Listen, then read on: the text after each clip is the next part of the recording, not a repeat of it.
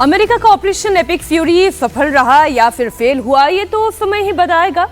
लेकिन जिस तरह से 32 दिनों से ईरान अमेरिका और उसके सहयोगियों पर स्ट्राइक कर रहा है, स्ट्रेट ऑफ हॉर्मुज की नाकेबंदी कर अपनी शर्तों पर टैंकर्स को जाने की परमिशन देता है, उससे इतना तो तय है कि ईरान झुकने वाला नहीं है। लेकिन अब इस मामले में चीन की एंट्री होती दिख रही है। अमेरिका के सहयोगी इजराइल को चीन ने खरी खरी सुनाई है। साथ ही इजराइल को जल्द से जल्द लेबनान छोड़ने को कहा है। चीन ने क्लियर कट कह दिया है कि लेबनान को एक और गाजा नहीं बनने देंगे।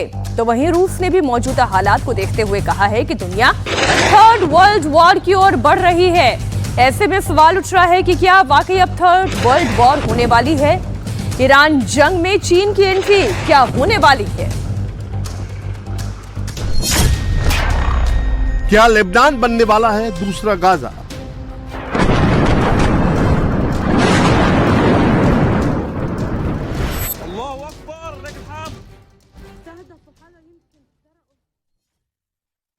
चीन ने इजराइल को क्यों दिया ultimatum? Israel should immediately withdraw all its forces from Lebanon and क्या ईरान जंग में होने वाली है चीन की एंट्री?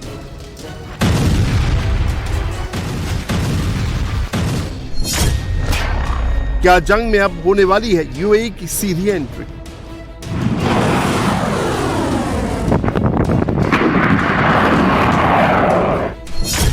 क्या वर्ल्ड वॉर 3 की ओर बढ़ रहा है ईरान युद्ध?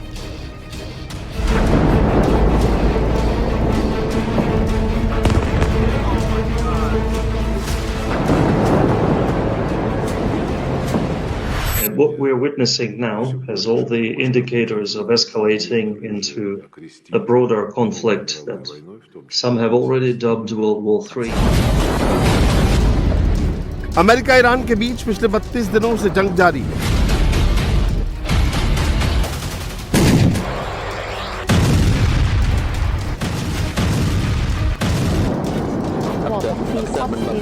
इजराइल की फोर्स पिछले 770 घंटे से कहर बनकर ईरान और लेबनान पर टूट रही है।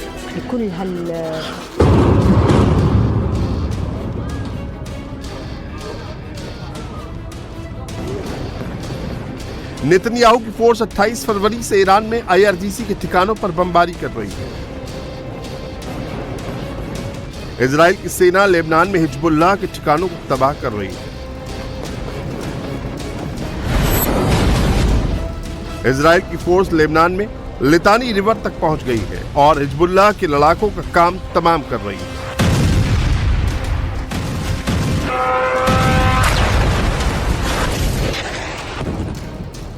इजराइल की बमबारी से लेबनान का बेरूत दहल उठा। ये तस्वीर लेबनान की राजधानी बेरूत की है, जहां एक बिल्डिंग पर इजराइल ने बमबारी की।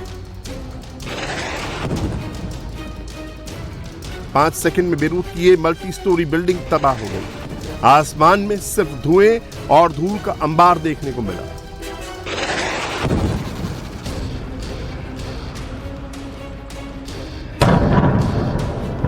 इजराइल सिर्फ दिन के उजाले में ही लेबनान पर बमबारी नहीं कर रहा है, बल्कि रात के अंधेरे में भी बेरूत पर बारूदी प्रहार कर रहा है। रात में जब लोग घरों में सो रहे थे, तब इजरायली सेना ने हिजबुल्लाह के ठिकानों पर हमला किया।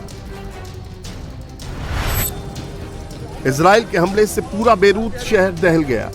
बेरूत शहर के चारों तरफ आग ही आग दिखाई दे रही थी। सिर्फ लोगों के चिल्लाने और भागने की आवाज आ रही थी। देखते देखते इजराइल की बारूदी प्रहार ने पूरे बेरूत को तबाह कर दिया।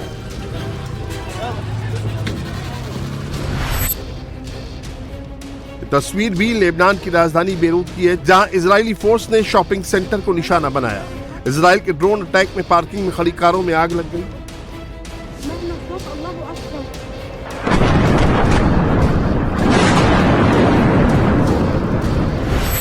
बताया जा रहा है कि इजराइल ने हिजबुल्लाह के एक कमांडर को निशाना बनाकर यह अटैक किया था। पिछले 24 घंटे में लेबनान में दर्जनों लोग मारे गए हैं, जिसमें 11 हिजबुल्लाह के लड़ाके, 9 स्वास्थ्य कर्मी और संयुक्त राष्ट्र की पीस कीपिंग सेना का एक जवान शामिल है। लेबनान में जिस तरह इजराइल की फोर्स कहर बनकर टूट रही है, जिस तरह से लेबनान की जमीन पर नेतन्याहू की फोर्स कब्जा जमा रही है, उससे दुनिया को ये लगने लगा है कि कहीं लेबनान का ये इलाका फिलिस्तीन का गाजा न बन जाए। इसीलिए अब इसमें चीन की एंट्री हो गई है। चीन ने इजराइल से तुरंत लेबनान खाली करने की अपील की है। Lebanon must not become another Gaza, and the international community must never allow the tragedy of Gaza to be repeated. China calls on the parties concerned to immediately cease hostilities and work to de-escalate the situation. Israel should immediately withdraw all its forces from Lebanon and respect Lebanon's sovereignty, security, and territorial integrity. Israel इस वक्त 2 front war लड़ रहा है। एक front पर Iran पर बमबारी कर रहा है, मुस्तबा की फोर्स की कमर तोड़ रहा है,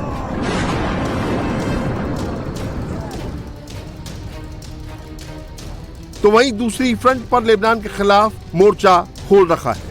लेबनान में न सिर्फ हवाई हमला कर रहा है बल्कि ग्राउंड ऑपरेशन को भी अंजाम दे रहा है। यह हमला तब और तेज हो गया जब इजराइल के प्रधानमंत्री बेंजामिन नेतन्याहू ने साउथ लेबनान में हिजबुल्लाह के खिलाफ जमीनी हमला तेज करने का आदेश दिया।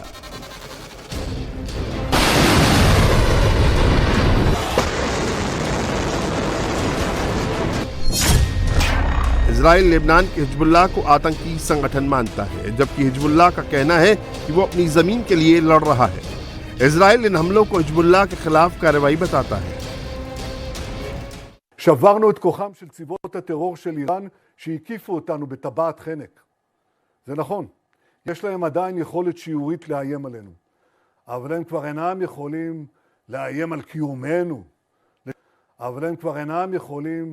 לאיים על קיומנו. לשגר רבבות טילים בליסטיים ורקטות שנועדו להחריב את ערי ישראל.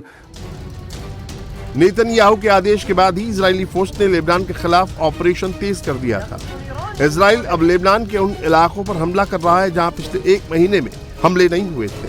बेरूत में कुवैत एम्बेसी के पास रिहाब इलाके में कई मिसाइलें गिरी। बमबारी के बाद अफरा तफरी मच गई, लोग जान बचाने के लिए भागते दिखे।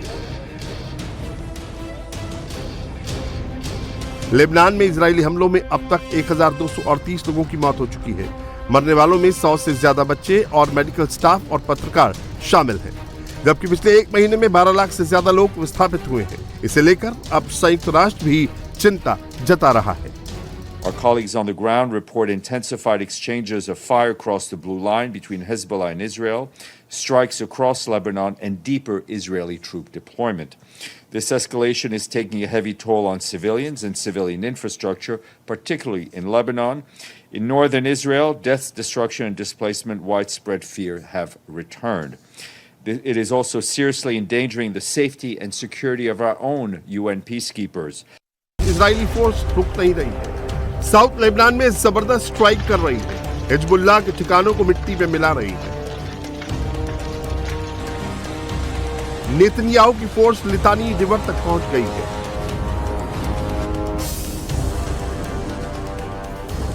सवाल यह है कि आखिर इजरायली फोर्स का लितानी प्लान क्या है? लितानी रिवर तक इजराइल कब्जा क्यों करना चाह रहा है? दरअसल लितानी रिवर लंबे समय से इजराइल की सैन्य रणनीति में एक महत्वपूर्ण पॉइंट रहा है। इजरायली फोर्स हिजबुल्लाह के आतंकियों को लितानी रिवर से नॉर्थ धकेलना चाहती है ताकि लितानी नदी के साउथ के इलाके को हिजबुल्लाह से मुक्त कराया जा सके। साथ ही इससे हिजबुल्लाह के लड़ाकों को हथियार की सप्लाई नहीं हो पाएगी। हिजबुल्लाह आतंकियों के ट्रेनिंग कैंप समाप्त हो जाएंगे।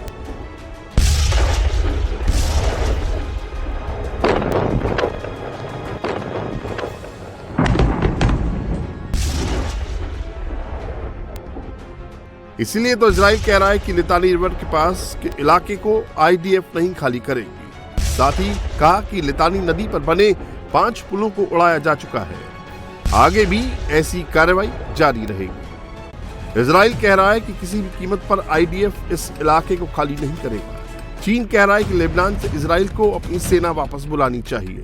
तो ऐसे में सवाल उठने लगे हैं कि क्या अब इस जंग में चीन की एंट्री होने वाली है? तो इसका जवाब आपको रूस के विदेश मंत्री के उस बयान से मिल जाएगा जिसमें रूस दावा कर रहा है कि दुनिया 3rd वर्ल्ड वॉर की ओर बढ़ रही है।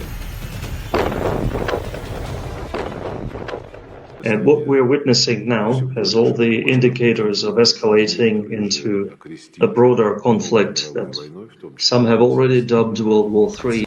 दुनिया की दूसरी super power third world war की आशंका जता रही है, तो उसके पीछे भी लॉजिक है।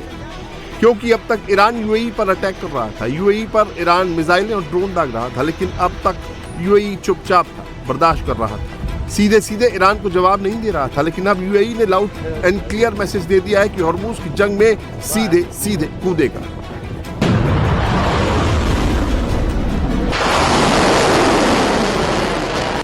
अगर ऐसा होता है तो संयुक्त अरब अमीरात गल्फ कंट्री का पहला देश होगा जो सीधे सीधे यानी प्रत्यक्ष रूप से ईरान से लड़ेगा, जिससे मिडिल ईस्ट में अस्थिरता बढ़ेगी। ऑयल मार्केट में उथल पुथल भी तेज हो सकती है। यूएन ने अब तक धैर्य की नीति अपना रखी थी, लेकिन अब वो आक्रामकता दिखा रहा है। वो खाली का एकमात्र देश है जिसकी इजराइल के साथ दोस्ती है। वो अब्राहिम अकॉर्ड साइन करने वाला भी पहला देश बना है। ऐसे में शांति की चर्चा के बीच यूएई का ये रुख थोड़ा चौंकाने वाला है। यूएई की एंट्री इस जंग को लंबा और अधिक जटिल बना सकती है।